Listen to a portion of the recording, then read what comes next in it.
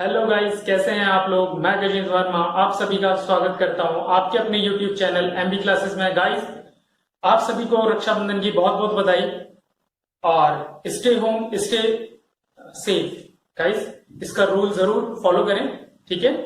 और कोशिश करें कि रक्षाबंधन के ऊपर आप मार्केट कम ही जाएं। कोशिश करें कि घर पे ही आप जो आपके पास जो आपके पास मोली होती है, हम उसी से अपनी राखियों का काम कर पाए, ठीक है। होममेड राखियों पे ज्यादा फोकस करें, ठीक है। और फोकस करें कि आप जो भी मिठाई बनाए वो अपने घर पे ही बनाए, ठीक है गाइस। तो अब स्टार्ट करते हैं अपना अपना वीडियो।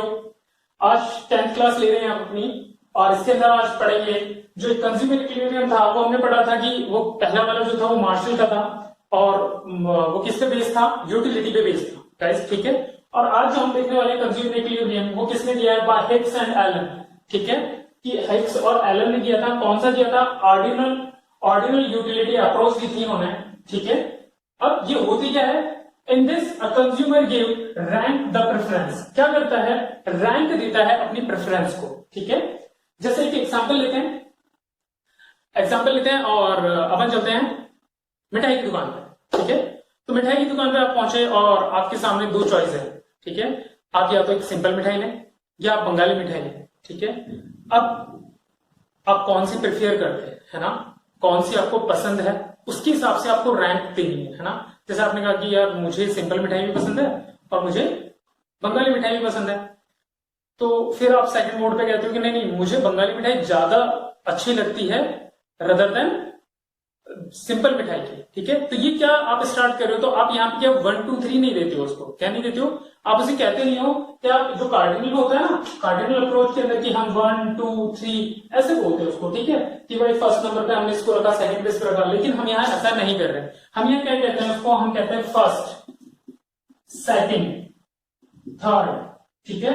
कि भाई हम इसके अंदर इन रैंक्स को पुट करते हैं कि भाई मेरे को बंगाली मिठाई रदर देन सिंपल मिठाई ज्यादा अच्छी लगती है, तो मैंने उसको फर्स्ट रैंक पे रख लिया कि भाई मैं इतनी यूनिट इसकी खरीदूंगा और इसकी इतनी यूनिट खरीदूंगा। तो ये हो गई हमारी बात इसके लिए, ऑर्डिनल यूटिलिटी अप्रोच के लिए, कि हम इसमें क्या देते हैं, जो कंज्यूमर होता है वो रैंक देता है, ठीक है। जो उसकी प्रेफरेंस होती है उनको क्या देता है, रैंक देता है। तो ये हो गई।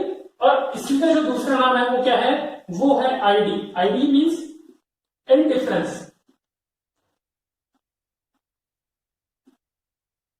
इंडिफरेंस कर्व, तो जो इंडिफरेंस कर्व जो अप्रोच है स्टूडेंट्स, हम उसको समझेंगे हम, ठीक है। और ये क्या होती है, इसकी डेफिनेशन क्या होती है, इसके एस्पेक्ट्स क्या होते हैं, इसके डायग्राम क्या होते हैं, है ना, इसकी फीचर्स क्या क्या होते हैं, उन सबको हम चेक करने वाले हैं, ठीक है गाइस। अब देखते हैं इंडिफरेंस कर्व, इसकी जो मीनिंग है, जो डेफिनेशन उसको समझते हैं क्या है। It shows the various combination. क्या दिखाता है ये वेरियस कॉम्बिनेशन दिखा रहा है किसके, ऑफ टू कमोडिटीज, जो दो कमोडिटीज हैं उनके बीच में, which gives equal level of satisfaction to a consumer। जो क्या देती हैं, इक्वल लेवल ऑफ सेटिस्फेक्शन देती है, ठीक है। ये होता है क्या, अपना इंडिफरेंस कर्व होता है, ठीक है। एक और देखते हैं, it is a graphical presentation. Graphical presentation मतलब इसके अंदर क्या बनेगा, ग्राफ बनेगा, ठीक है।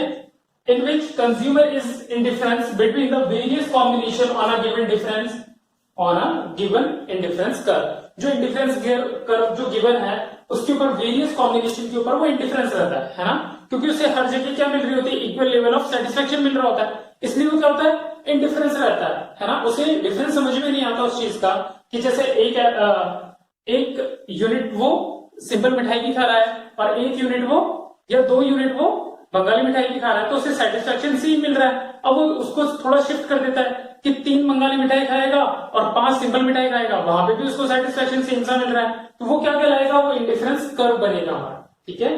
क्योंकि उससे क्या हो रहा है कि जो लेवल ऑफ सेटिस्फेक्शन मिल रहा है वो हर जगह इक्वल सा मिल रहा है ना, इसलिए इसका नाम क्या है, इंडिफरेंस कर्व है, ठीक है गाइस। तो गाइस अब देखने वाले हैं फीचर्स ऑफ इंडिफरेंस कर्व को, ठीक है। जो इंडिफरेंस कर्व बनता है हमारा, है ना, उसके क्या क्या फीचर्स होते हैं, है ना, क्या क्या क्वालिटीज होती है वो देखेंगे। फर्स्ट वन है, it is A downward sloping curve. कैसा होता है, डाउनवर्ड स्लोपिंग, नीचे की तरफ जा रहा होता है ना, और लेफ्ट टू राइट साइड में जाता है। कहां से जाता है, लेफ्ट टू राइट साइड में। तो डायग्राम दिखा देता हूं मैं कैसा बनता है, कुछ ऐसा बनता है। ये जो ऐसी कर्व है कैसा बनता है, ऐसा बनता है, ठीक है। तो ये कैसा होता है, लेफ्ट टू राइट वर्ड होता है, और साथ में ये कैसा होता है, डाउनवर्ड, नीचे की तरफ जा रहा होता है ना। Second, indifference curve is convex to the origin. अब ओरिजिन क्या है गाइस, ओरिजिन ये होता है, इस पॉइंट को ओरिजिन बोलते हैं, और ये कैसा है, कॉन्वेक्स। कॉनकेव कैसा होगा, तो कॉनकेव होगा आपका इस शेप के अंदर, ठीक है। ये होता है कॉनकेव और ये होता है कॉन्वेक्स, ठीक है।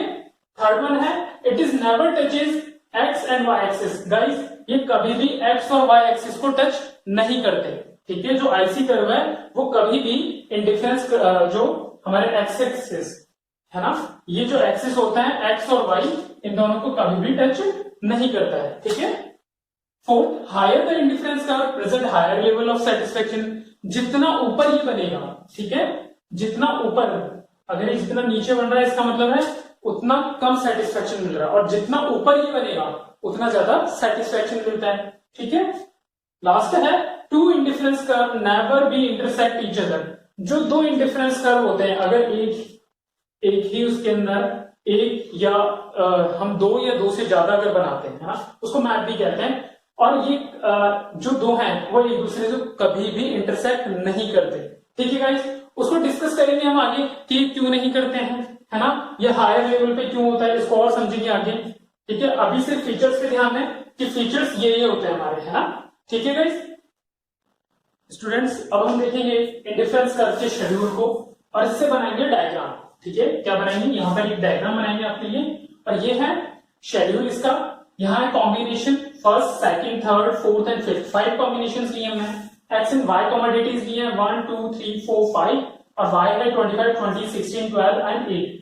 ऐसा क्यों हो रहा है कि एक तो बढ़ रही है और एक कम हो रही है, क्योंकि बच्चों स्टूडेंट्स ऐसा हर बार होगा कि आपको जैसे ही, क्योंकि इनकम तो जो फिक्स रहती है, और वो उतना ही जो कंजप्ट जो सेटिस्फेक्शन वो इक्वल लाना है उसको, तो दोनों चीजों को वो मूव करवाने के लिए एक को बढ़ाएगा और एक को घटाएगा, तभी पॉसिबल है, ठीक है। अब देख लेते हैं जो डायग्राम है वो कैसा बनेगा।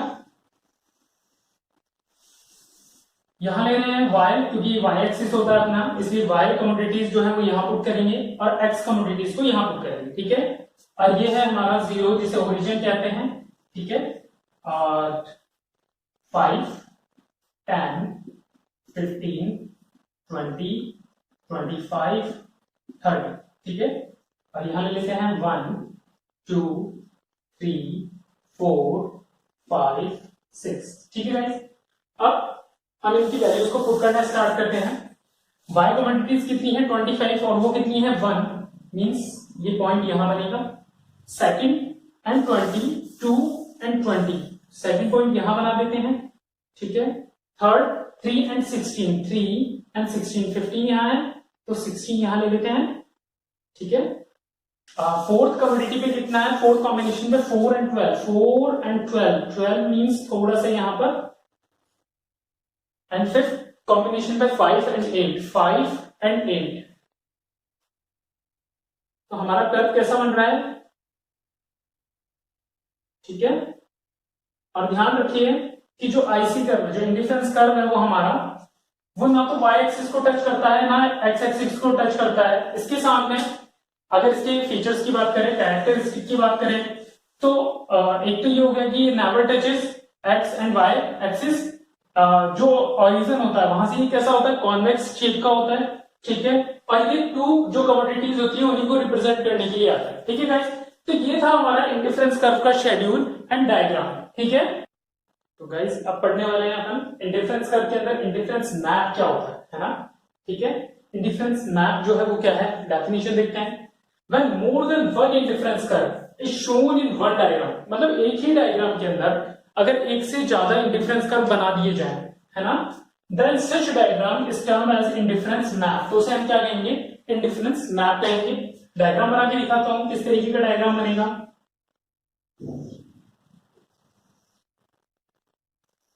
ये जो है, ठीक है, इसे बोलेंगे IC1, इसे बोलेंगे IC2, और इसे बोलेंगे IC3। मींस कि अगर एक ही डायग्राम के अंदर अगर मैं 3 इंडिफरेंस कर्व बना दूंगा तो इसे हम क्या कहेंगे, इंडिफरेंस मैप कहेंगे, ठीक है। ठीक है स्टूडेंट्स, गाइस इंडिफरेंस कर्व बिना MRS यानी मार्जिनल रेट ऑफ सब्स्टिट्यूशन के प्रॉपर्ली समझ में नहीं आता, ठीक है। वो क्यों डाउनवर्ड स्लोप हो रहा है, है ना, उसके पीछे इसका रोल रहता है, ठीक है, मार्जिनल रेट ऑफ सब्स्टिट्यूशन का। अभी जो देख रहे हैं वो हम देखेंगे डेफिनेशंस को, ठीक है, इसके बाद देखेंगे हम इसके अंदर जो डायग्राम बनेगा उसको देखेंगे, ठीक है, इसके फीचर को देखेंगे, इन सबको कवर करेंगे, है ना। तो ये किसका है, मार्जिनल रेट ऑफ सब्स्टिट्यूशन का। सब्स्टिट्यूशन का मतलब सब्स्टिट्यूट होना, सब्स्टिट्यूट का मतलब किसी एक चीज की जगह हम दूसरी चीज यूज कर सकते हैं, इसे हम क्या कहते हैं, सब्स्टिट्यूट कहते हैं, ठीक है। तो अब देखते हैं क्या है, MRS is the rate, MRS का मतलब क्या है, एम का मतलब मार्जिनल, आर का मतलब है रेट और एस का मतलब है सब्स्टिट्यूशन, ठीक है guys. MRS is the rate at which the consumer is willing to substitute one good for another, कि एक गुड को सब्स्टिट्यूट के तौर पे वो दूसरे को इस्तेमाल करे, एक की जगह दूसरे को, है ना, for another without changing the level of satisfaction, कि उसके लेवल ऑफ सेटिस्फेक्शन में कोई चेंज नहीं आना चाहिए, ठीक है, और वो एक की जगह दूसरे गुड्स को एज अ सब्स्टिट्यूट यूज कर पाएगा, ठीक है।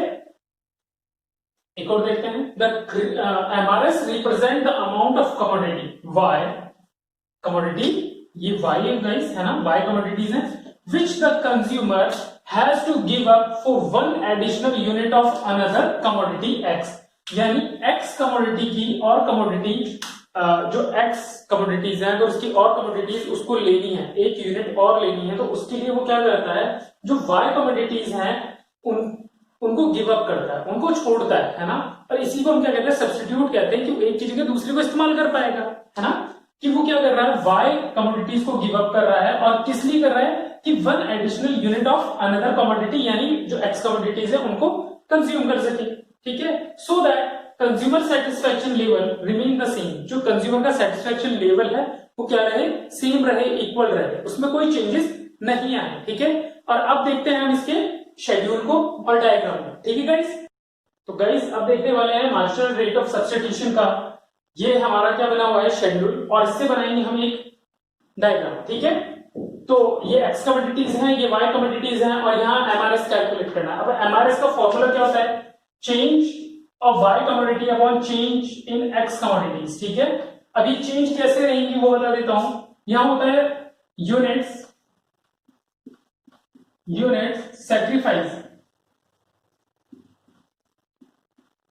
सैक्रिफाइस अपॉन यूनिट्स गेन, ठीक है।